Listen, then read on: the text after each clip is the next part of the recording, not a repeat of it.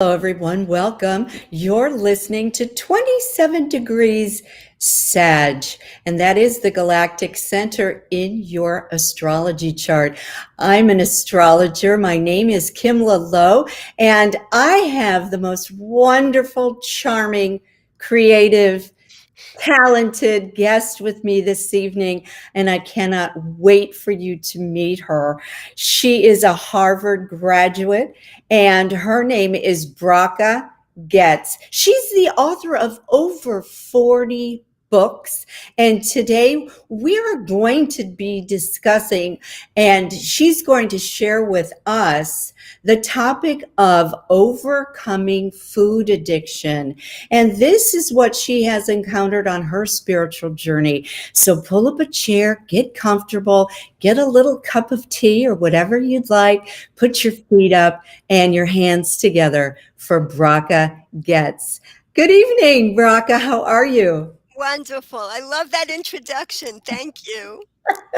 You're welcome. We before the show, we've just been little chatterbugs here going back and forth, but she is in Baltimore, Maryland right now, as I am in Florida, and we were talking about what was going on with the weather and all of this wonderful transitional, seasonal surprises coming up. And we have a fantastic new moon in Aries tomorrow, and also carries over, depending on your time zone, it carries over to April 1st as well. This is a magical new moon. Now, new moons are for new beginnings, and all you entrepreneurs out there, use this universal energy to start your business, launch any kind of ideas or publications, and also start new habits in your life. This is fabulous. And as you well know from listening to me, the new moon is the time that you write out your wishes. And when you write out your 10 wishes, you want to do them in the present, like they've already happened. And you can give gratitude for your $100,000 bank account. You can do whatever you would like to do. And then when you're ready, you fold it up, you put it under your pillow, and you sleep on it. You have no idea how the subconscious mind has a connection to you, your higher self, and also for bringing in and co-creating your wishes, your dreams, everything that you want to manifest in life.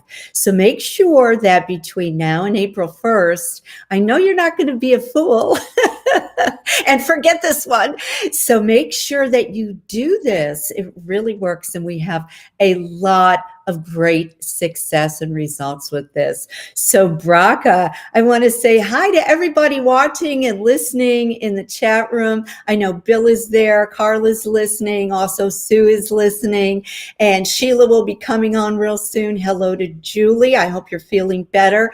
And I want to say that we need to get into this journey tonight about food addiction. So Braca, tell me, what is your relationship and what has it been with food? Right. I love to share this because what I'm going to share is something very universal. It's my story, but it relates to everybody. What well, actually, I'll hold it up. I have a memoir that I wrote. It's called Searching for God in the Garbage. It's a strange title, but that's what it felt like, what I experienced. I was the book, it's the only book I wrote for adults because all my other books are for children. They're short picture books. This book, I say I didn't really write it. It just I just compiled it from highlights of my diary, my journal, my letters, and then I filled in the missing pieces, and it tells the story of how the addictions gradually developed and how I healed. So, truth is, when I finished putting the book together, that's when I had an epiphany and I finally understood why when my soul finally got the nourishment that it was craving, why there was no longer a need for the food addictions. What did one thing have to do with the other? So basically what I discovered is that my soul was starving, and it's really true for all addictions, not only food addictions, but it's very obvious with food addictions that there's a genuine hunger. And the more we when we the more that we feel an emptiness within, the more we try to fill it with externalities. We try desperately to fill it with externalities, and that's how addictions develop. But when we can fill it with the genuine pleasure that we're really craving, then there's no longer a need for the comfort that addictions bring. That is so true. And you know what's amazing is we get so busy in our day-to-day life that we even maybe we even go overboard so that we can reward ourselves with whatever that addiction is. You know, kind of like a anxiety release kind of mechanism when we are not even aware of or acknowledging, you know, that there is a wounding or an attempt to heal or kind of a self medicating action going on, right? Exactly. It, it, they say that food is the most abused anxiety drug that there is. And they say that exercise is the most underutilized antidepressant in a way. And the two things that really are very helpful. Um, but one thing I would say, I was what I was searching for was what was the purpose to life. And although like I had a very sweet and lovely upbringing, there was not a lot of trauma. There was still something missing in my life, and I didn't know what it was. My parents were not really aware that they were spiritual beings. This wasn't an awareness that they grew up with or understood. And I felt a tremendous hunger that something was missing in my life. So I kept thinking, do we just wake up every day to go to work, to make money, to get food, to go to work, to make money? I mean, what's it all for? There's got to be more to this life. So I would go around searching for years, and that's actually why I went to Harvard. I was searching for the deepest wisdom. I figured I'll work really hard so I could go to like this highest institution, and maybe there I'll find the wisdom that I'll be, but it wasn't there. I mean, I even describe, there's a story in my book about, like, I was invited to this exclusive garden party at Harvard with the children of the most famous, like, Caroline Kennedy and Robert F. Kennedy Jr., the Moynihans, Rockefellers, and feeling like this is it. Now I've made it to the top. This is where everything is. And then it was this gorgeous day in May, and the rain, all of a sudden, a thunderstorm comes pouring down on this beautiful garden party. Everyone's running for shelter. And I'm thinking also, there was nothing there. Like, I made it to the top of what I thought was like the highest peak, and there's nothing up there. Everybody's the same as me. Like, we're all just humans breathing. Everyone's the same. Like, they're talking about the same things I'm talking about. There's nothing different here. And all these powerful people couldn't stop the rain from coming down on their party. there's Right. something there's something more, but I still don't know what it was. I still didn't know what it was. What is the real purpose? So actually, I'm I was studying at that time. I was making breakthroughs into eating disorders with women while I was getting sicker myself. And I was giving lectures, giving classes, even as an undergraduate. while taking courses at the Graduate School of Public Health and medical school at Harvard. But intellectual understanding is not enough.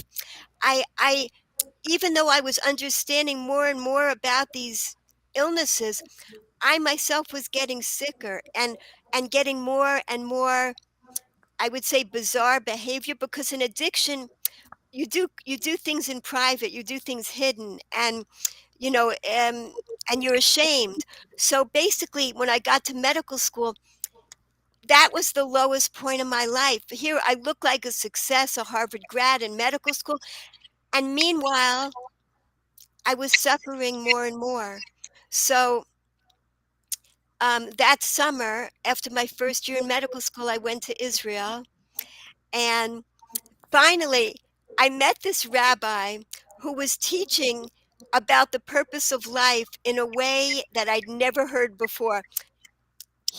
And he's no longer alive, Rabbi Weinberg, Hmm. but he said, um, the purpose of life. Oh, and this is based on ancient Kabbalah, ancient Kabbalistic, ancient mystical teachings, that the purpose of life is to experience the greatest pleasure possible. Now, that does not sound like what you'd expect this rabbi with a long white beard and black robes to be saying. To experience the greatest pleasure possible, that's the purpose of life. So it's not meant in a hedonistic way. It's meant, what is the greatest pleasure? And he explained about the pleasure ladder, which has 5 rungs, and the 5 levels on the pleasure ladder, they correspond to the 5 levels of the human soul. So it's universal. These are what bring people pleasure. Um, and if I could take you along into this, it's a vision actually. It's it's really, it's the stairway from heaven. It's the stairway to heaven from earth. That's what it is. These 5 rungs. So the lowest level are all the physical pleasures, all the pleasures we can enjoy with our senses. Um, and food is one of them. And it's all the addictions. That's why people can get stuck on the lowest level of pleasure, because we want the pleasure to keep lasting. We all want lasting pleasure in our life. That's what we're here for.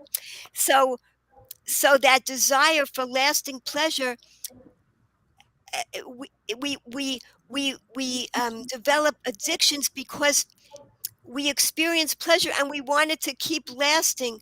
So that fleeting pleasure that food brings, that's how we end up with these addictions, instead of filling ourselves with gratitude. Filling the pleasures were meant to fill us up spiritually and physically. And when they only fill us physically, that's how the addictions develop.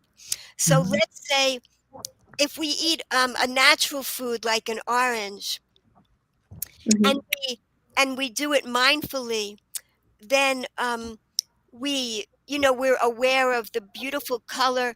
That's the brightest color when it becomes ripe on the tree, and the juiciness, and how the skin keeps the peel keeps in the juiciness for months actually, and how it smells delicious, tastes delicious, everything, every sense is involved, and inside are like the seeds of infinity. This goes on forever and ever. It's a timeless joy. So all the natural pleasures are like this: being out in nature, movement, dance, intimacy. All of these things are meant to fill us with pleasure, um, both physically and spiritually. And this is just the lowest level. It's amazing. And and if you want, would you like me to tell you, I mean, briefly, what's on the levels? Oh, you've got me addicted now. Okay, Right, Right? but there's no addiction because there's no harm to come from this at all. It's only good. Yes. Okay, So ready. okay, the second level is love. And love is an even more lasting pleasure than the pleasure we get when we connect to another physical natural physical thing. It's an even more lasting pleasure. Each level up the pleasure ladder brings more connection because when we have an addiction, we're suffering from alienation, loneliness, anxiety, separation. We feel disconnected. Each level of pleasure brings us more connection. So there's first the physical, the pleasures, then the love. This is an emotional pleasure. And you have to every level on every rung we can reach on our own. It's not dependent on anybody else. Every level is totally empowering. We we have the we have the we have the potential every moment to climb these rungs on the pleasure ladder. And that's really what we're here for. That's the amazing thing. That's what we're here for in life, to climb this ladder. So the second level, all we have to do, the definition of love here, it's not waiting by the phone for someone to call you and care about you. It's you focusing on the virtues of another. When you focus on the virtues of another, you are filled with a warm emotional feeling. That's love.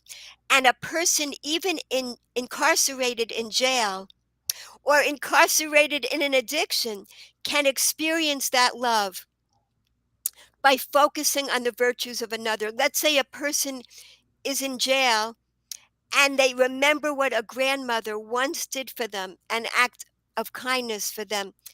That can fill them with an emotional feeling of warmth that can elevate them and help them to to rehabilitate. It can be the ladder that helps to redeem them in life. So that's love. And what's higher than love? Meaning, doing something positive and meaningful in the world. And that's again feeling gratitude to give back to the world. Every level,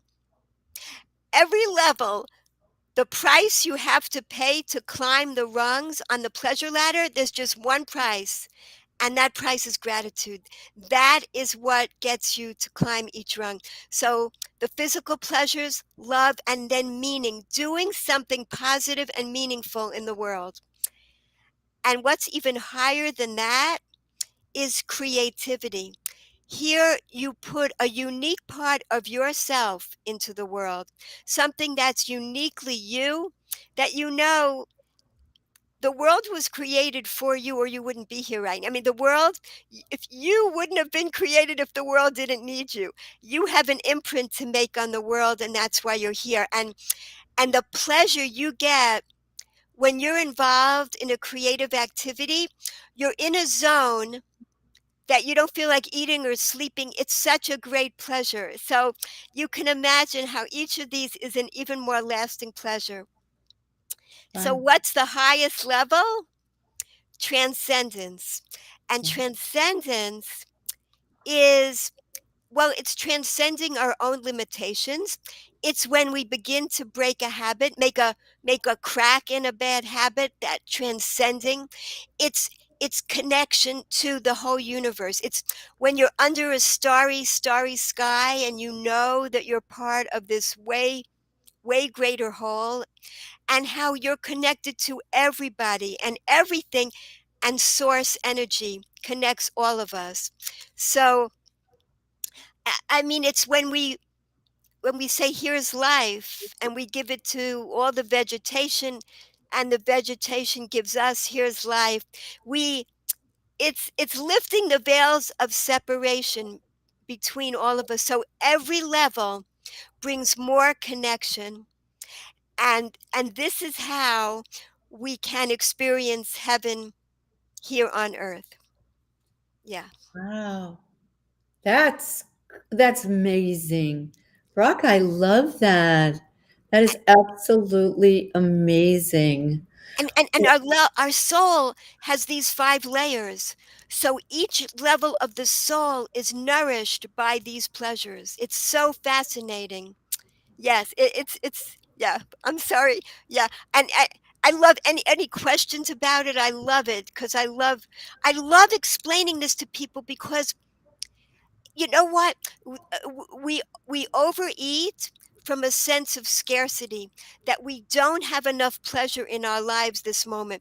And this bag of potato chips is giving me pleasure, so I'll just keep eating it, you know?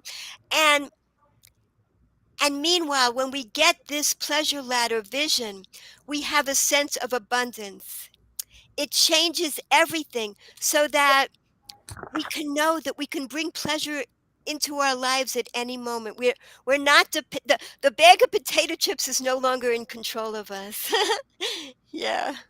That's exactly it. The control factor. It's when you mindlessly do something that is in the long run, not in your best interest, or is harming your health, or harming your well-being, or harming those around you, or um, even to the point of taking your own life. Making a big risk factor there, right? So it's the mindless things that you're not aware of. And everybody says, well, be in the moment.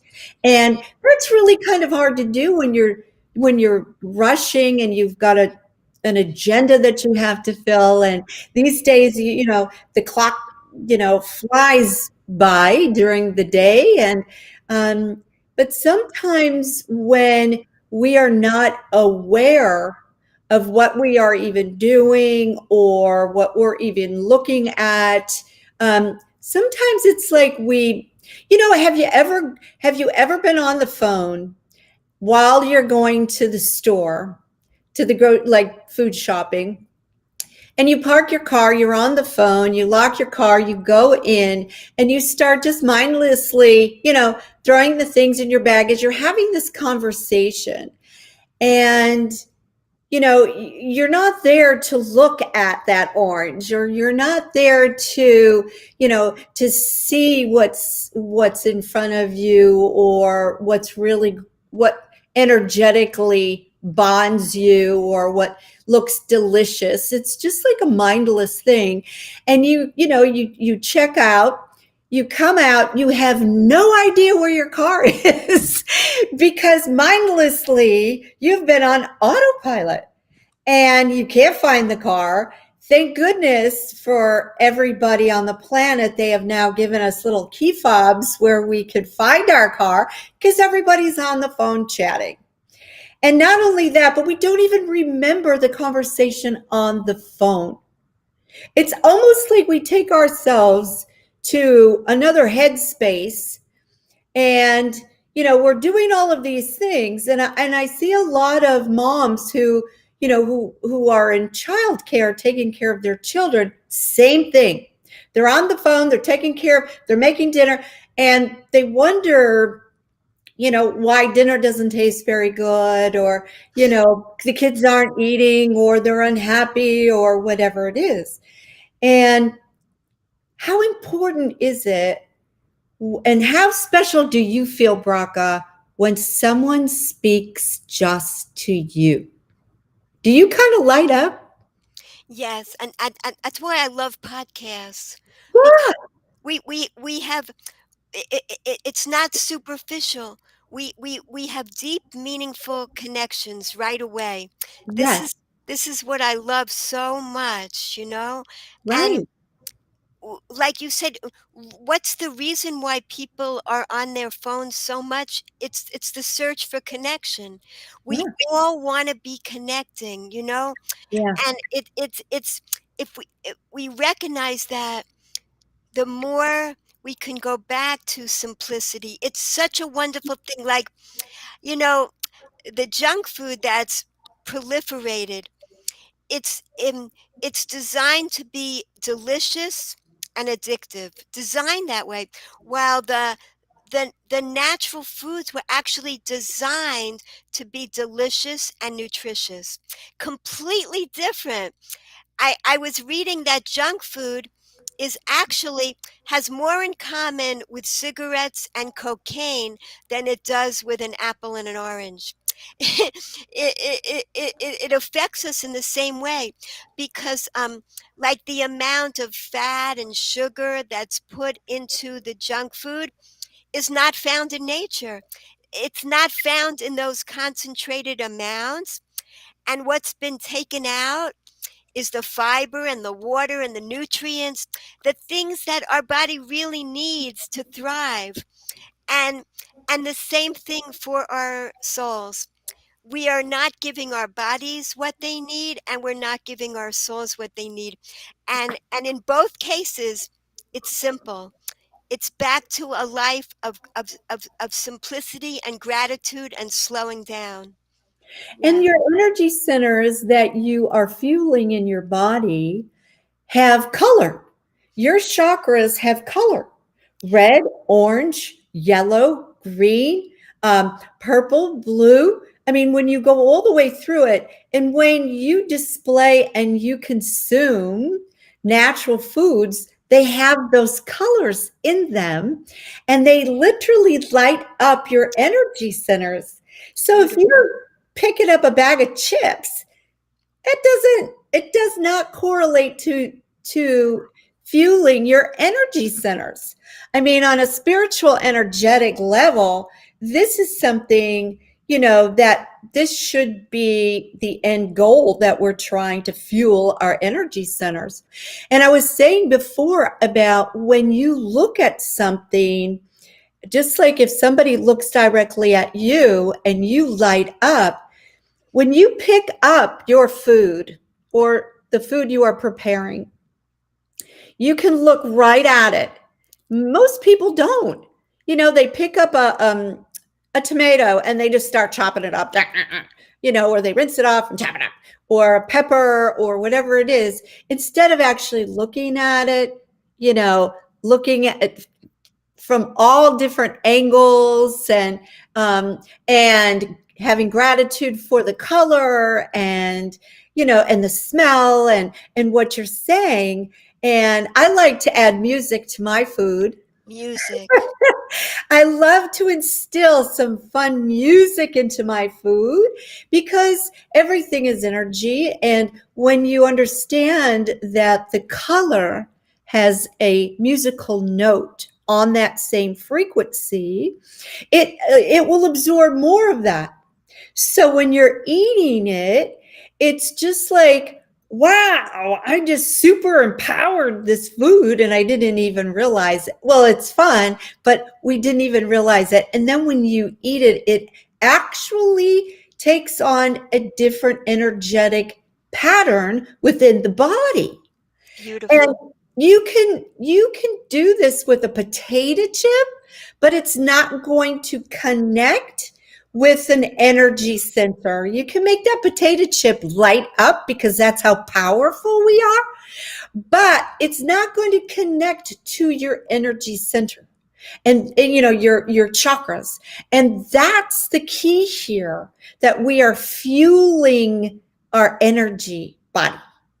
And Beautiful. and that is something that I find that most people don't even think about, have No. no idea. And the different combinations. And when you were talking about the ancient wisdom and Kabbalah and all of that, they knew energetically what combinations went together and which did not. So it was like an alchemy of Excellent. recipes that fed your body the way Cosmos intended it to. And to study that, I think, is going to be a new wave, something that was very old that we all knew before, coming back and reintroduced on a very acceptable level. And I think this is going to change corporations. It's going to change the way we raise the food that we eat. And I have a feeling that there's going to be just a universal perspective, transcendence. Yeah. Yes. That's where we're headed. Yes. Right? Yeah. Absolutely. Oh my gosh. Yeah. I feel the pandemic. I'm sure you agree with this. The pandemic was a huge push forward spiritually. I Yeah. mean, it was something that happened to us globally, connecting us all, just about everybody. And one of the things it did show, I mean, just for one thing, is it taught us to be grateful for the simple things in life, as everything sort of disappeared from our life and everything got simple overnight, and we learned to appreciate that the things that we were taking for granted. Everybody was taking things for granted that in one day they were no longer taking for granted anymore, you know? Right. Another thing it changed is just recognizing how important it is to strengthen our immune systems, because it showed a huge difference between those that had strong immune systems and those that did not. A huge difference in the reaction to the virus, you know, and how and what types of things help us to build strong immune systems. I I I've been so fascinated to learn about that gratitude is one of the things that so strengthens our immune systems, you know. And I was also, I read it in Psychology Today. There was an article about a month ago, I read it, that said, what state creates the most positive feelings, um, it, the least inflammation and the most disease fighting chemicals in the body is the state of awe and wonder, which is the state of transcendence. It's like that. I feel like science is trying to catch up in validation to the most timeless wisdom that we already have, like you were saying. Oh, exactly. Absolutely. Exactly. Exactly. Well, when we're caught in an addiction, and I think that as a collective, Braca, I want your opinion on this, but as a collective consciousness, we have, at least here in the States, we have gone through the smoking and the addiction to cigarettes and what that was linked to, and we watched our older generation and the cause and results of that addiction. And but as a collective consciousness, um, I think that we brought that to the forefront, is what I'm going to say. I think the drinking is now another one. And I think food is something that has yet to really be highlighted, right?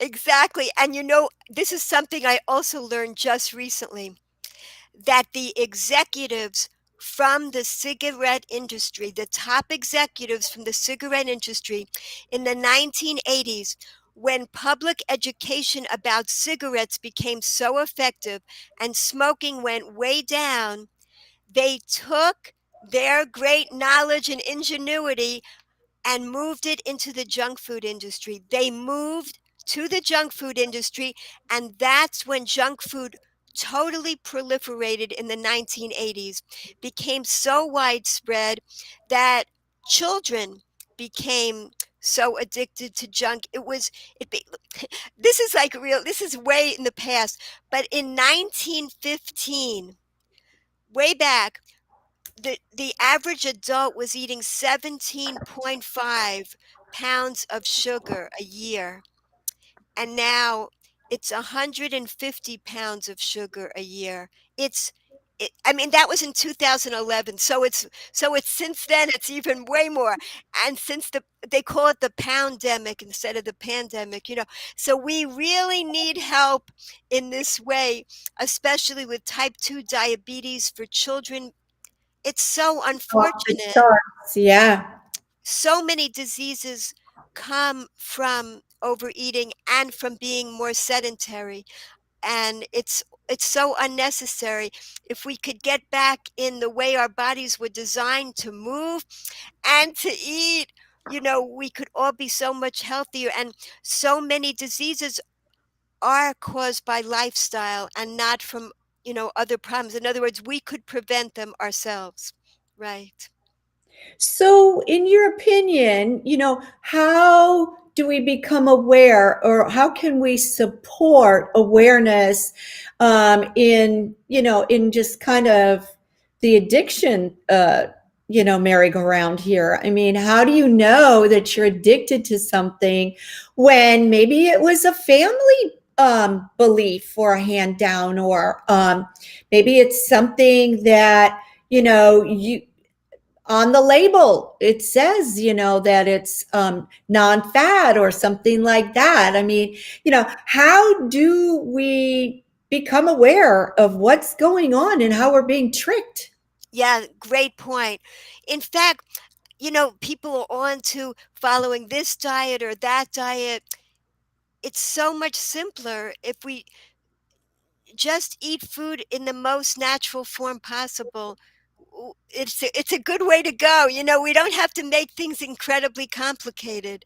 There are so many just treats in this world. I'll show you, like, and some of my books even are my children's books are about how amazing, like, our fruits and vegetables are. The Like I was saying, how the fruit becomes the brightest color when it's ripe. This is all natural, because it's supposed to be even delightful for us to look at.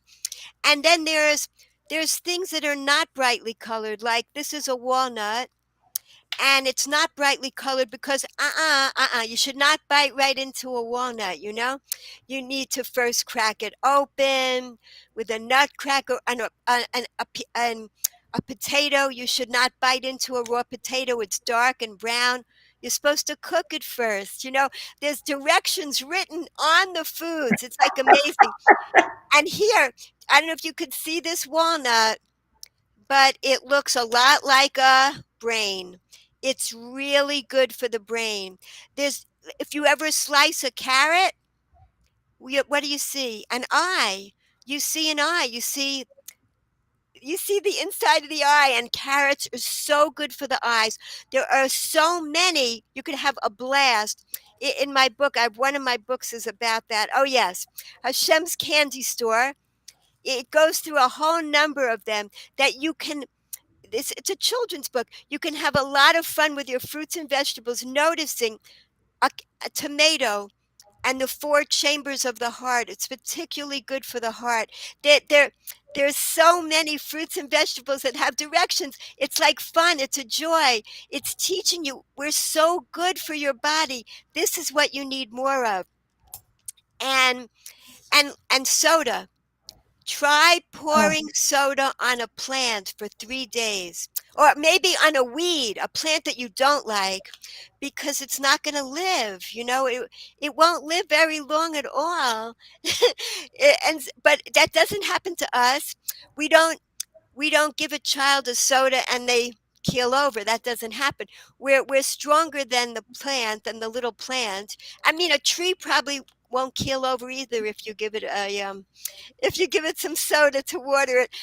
And we're stronger too, but it's incrementally unhealthy for us. So we don't see the results right away, but it does affect. It burns the stomach lining and other things. The sugar, it takes out the calcium from our bones. It's we we pretend that it's not poisonous by making it colorful and bright packaging and all the commercials.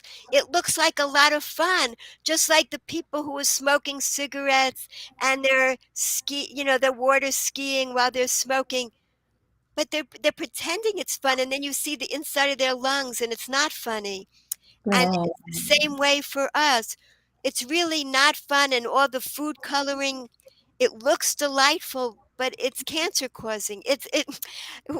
We really have to have a huge mindset change. Um, one of my grandsons, he his teacher, many teachers give out prizes of junk to children too in schools. His teacher gives out masking tape, and the children love it. He taught them how to make sculptures with the masking tape. He gives out different colored masking tapes. My grandson has made the Eiffel Tower, the Empire State Building, amusement parks, incredible Wow. sculptures with the masking tape, and they thrive on this as a prize. We can be so creative. There's so many other ways to give rewards, and Yes. so we have to be trained out of the junk food. And if we stop buying it, they'll stop selling it, you know. So we we we we have to find other ways in within our own lives too, to give ourselves more pleasure with loving compassion. Ask yourself, is it my body or my soul that's hungry when I just keep stuffing it down my throat? It's really my soul that's hungry for more gratitude, more pleasure in life. So, what else can I do right now? You could put a list on your fridge, on your cupboard. Um, I could call somebody, I could just text somebody a message about what I appreciate about them. And I'll be filled with this warm feeling just by expressing that. I could open the window and feel the breeze, feel the sunshine, turn on some music, start stretching and dancing, and suddenly the big tub of ice cream won't be calling your name in that same way. It just won't be calling you. You'll be doing something else. I was on another show, and the host said he had two slices of pizza, and then he was just forging his way through the whole rest of the box, and somebody knocked on his door, and his neighbor needs his help. He helps his neighbor for 2 minutes. He comes back. He doesn't need the pizza anymore, puts the rest in the fridge. He just helped somebody. He felt a meaningful pleasure, and he didn't feel that separation anymore, that he needed to just stuff the whole pizza pie down his throat. So what's the secret? The secret is add more pleasure to your life, not less. Going on diets, being restricted, you could do it for a little while, but you Yeah. need a whole life change of recognizing that you need loving compassion in your life. Yeah. Fill it with loving gratitude, and that's really our purpose for being here, is just to have gratitude for this amazing garden that we've been given. And I really loved the latter about creativity. And, you know, I have heard so many of my clients when I look at their charts and I point out where, their strengths are and their creativity, and they're like, that doesn't sound like me. Yeah, I, no, I'm not, no, I'm not an artist. I don't do this, oh no, it's a stick man. That's how I see things. And um, everybody is creative. Every soul on the planet is creative, and you have to explore and be open to the gifts that you have received. And you have received an amazing gift of the word and illustration and how you get your messages across. Let's talk a little bit about all the books that you have written. Oh, well, I don't illustrate them. I do love to draw. I so far haven't written a book that I could illustrate them. Okay. but but you are so right. When I talk in schools, I explain that these ideas come down like rain. I just have to catch them, that's how it happens. The newest book, Let's Stay Healthy, a mother calls me. She says, please, you've got to write a book about why. Because of my background in science, I love to explain why. So why are the foods not healthy? Why do we need to exercise? Why do we need to wash our hands? Why do we need to sleep? So that's what I wanted to do. I said, that's a great idea, but I don't exactly know how to write this book. So I go to sleep and I wake up. Maybe it took a couple of nights.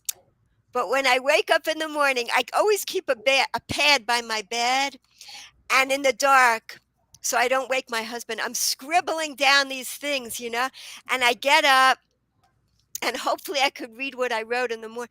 But like, it's the whole book is written. The basics of the book is there, with the title, Let's Stay Healthy. And I knew exactly how to do the book. So I'm just a channel because the source, it's an infinite source of wisdom, of creativity, and we just have to channel into it. That's what we're here for. Absolutely. I love that. Well, if we wanted to get a hold of you, Braca, and order these books, where do we go? My youngest children, they created the website now where they sell all my books, and through them, if you can get Amazon deals too. So you just go to the Getz Bookshop, getsbookshop.com. So, and you see how to spell my name, but and it helps me because it helps my children. I'm happy to help them, so that's great. I'm I'm not a salesperson, but they don't mind doing this, and I tell people it's good to have the books because you can review them, and to implant these things in the earliest stage of life is so essential for helping young children know that they're spiritual beings and what can nourish them, and learning the skills of joy early on in life, so you don't have to play catch up the rest of your life. So it's so important. But if you don't have the money to buy books, you can get your public library to order the books. So we just want the messages out in this world, helping us all move to transcendence. Yeah. That is absolutely fabulous. Well, all these holidays come up for the kids, and whether in our neck of the woods it's Christmas or it's Easter or birthday parties or whatever it is. There's this big commercial push, and the ingredient behind it is sugar. And it's just like you walk in and you're just like hit by all the sugar, sugar, sugar, sugar, sugar, sugar. And I know that it provides a lot of jobs for people. I get that. And I hate to, just pull the rug out from underneath, what is going on. But I think step by step by step, we can transfer some more creative ideas onto these particular holidays, or let's just go back to the original thing. Yeah.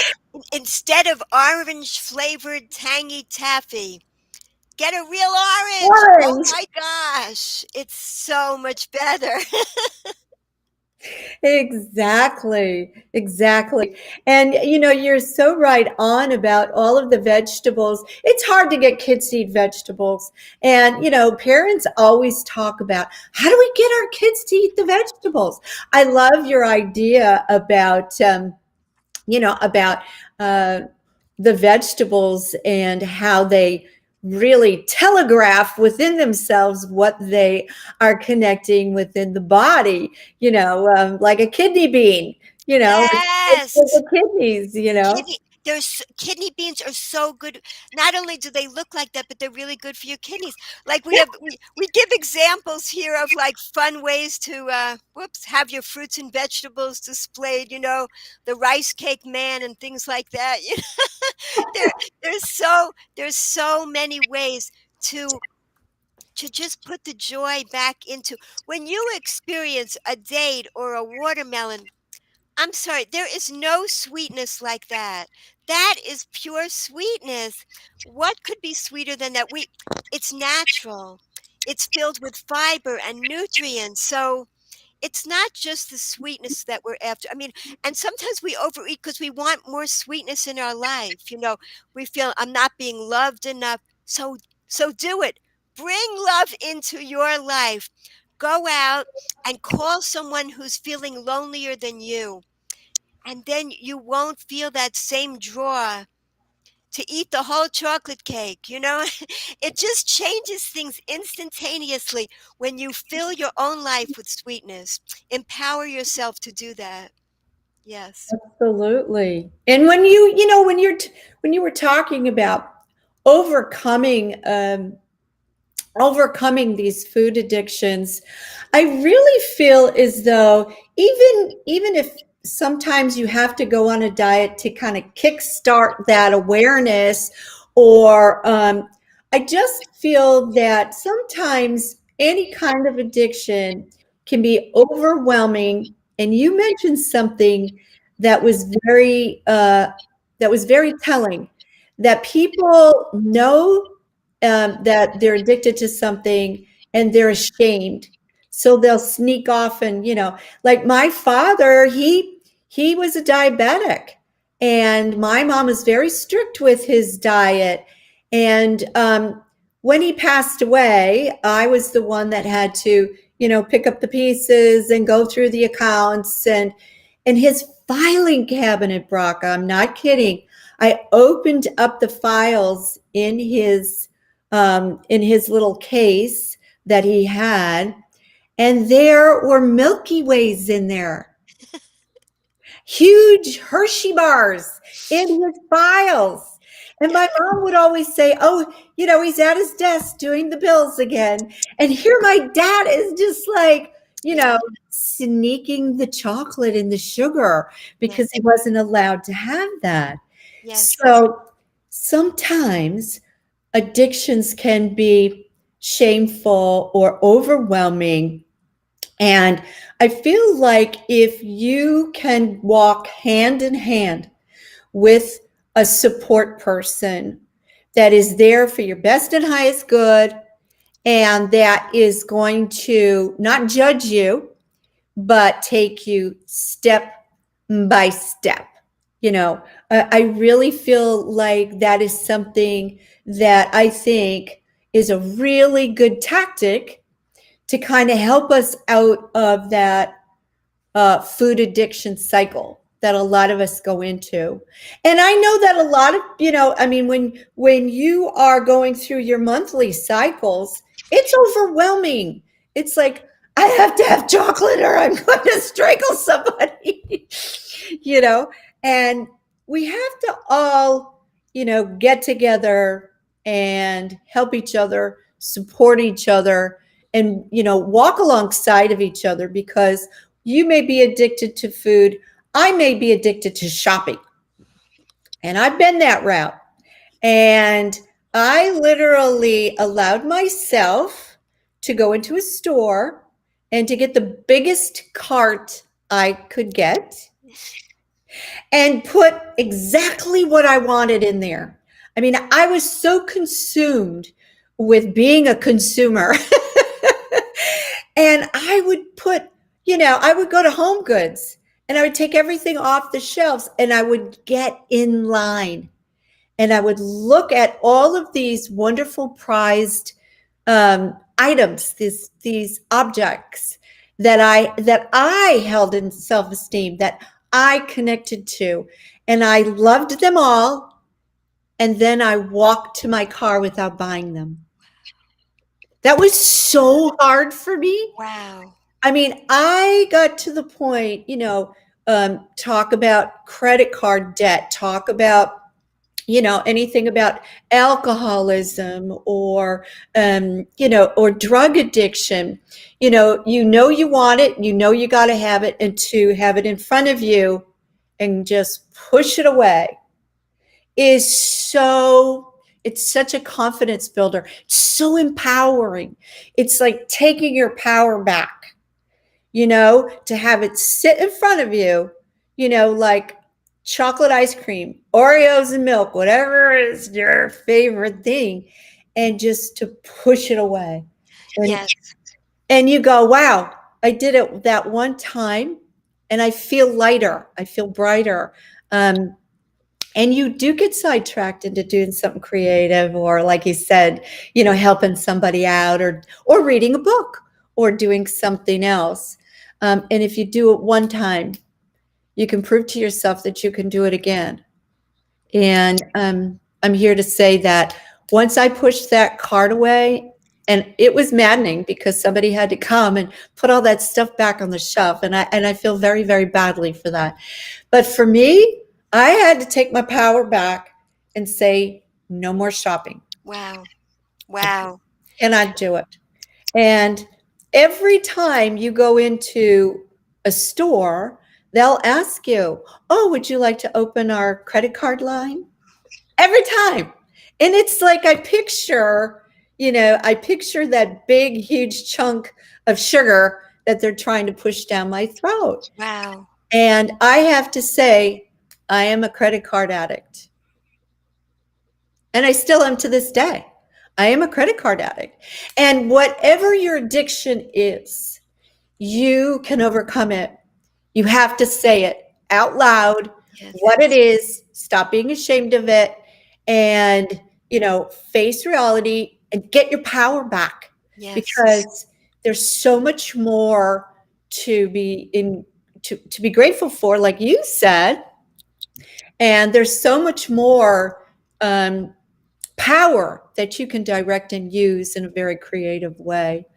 And it's something that for the food industry, I hope, pray, act on every day, that they will stop poisoning us across the board on everything we eat and everything we are trying to raise healthy families, healthy children, and to avoid all of these diseases. And I hope and pray that this stops. Because in the different pockets on this particular planet, they have healthy food. And in some pockets on this planet, they don't have any water, or they have very terrible water. Right. And so that's something I know is a huge, huge undertaking, but I am so optimistic that each and every one of us can handle that. Definitely can handle it and be a part of it. Absolutely. We get to be a part of it. It's a very exciting time to help Very bring exciting. people back, helping to give people what makes their souls shine. Exactly. In order for our souls to shine, the clothing that we're in, our bodies also needs to be shining. So it works together. We have to nourish both our bodies and our souls. Yeah. Braca, thank you for being our special guest this evening. You are delightful, and I cannot wait to see the plethora of variety for your books that I can buy for my grandchildren. I'm very excited. I want to thank everybody in the chat room this evening, and Ivy and Sheila and Bill and everyone else is there.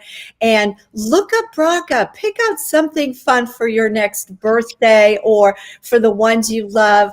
And could you hold that one adult book up one more time? Oh, yeah. This is the story. I mean, it's besides, it's how I became an Orthodox Jew, because I wasn't brought up like this. So if anybody's interested in this day and age, why someone would become an Orthodox Jew, it also definitely tells that story too. But it's real, and it's very candid, and it goes to the lowest parts of my life, as well as the high joys. So yeah. Very good. Well, thank you again, Braca. And make sure that you friend her on social media, everybody. Thanks for being along on the show. And I'm so grateful for each and every one of you. Until next time, may the angels protect you and guide you. Good night, everyone. Thank you, Braca. Thank you so much. Bye-bye. Bye bye.